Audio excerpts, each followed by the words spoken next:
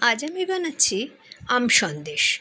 এর জন্য প্রথমেই 250 গ্রাম ছানা নিয়ে তাকে ভালো করে হাত দিয়ে মেখে রেখেছি।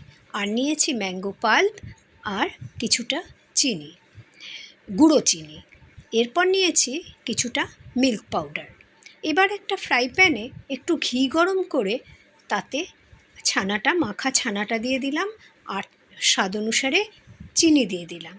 দিয়ে ভালো করে নেড়ে ম্যাঙ্গো পাল্পটাও দিয়ে দিলাম আর তারপর দিয়ে দিলাম মিল্ক পাউডারটা।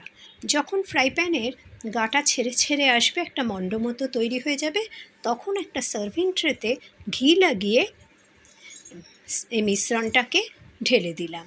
ওপরে ড্রাই ফ্রুট ছড়িয়ে দিলাম, দিয়ে কেটে কেটে পরিবেশন করলাম আম সন্দেশ। খুবই টেস্টি হয়। আপনারা একটু ফ্রিজে রেখে তারপর কাটবেন। অপূর্ব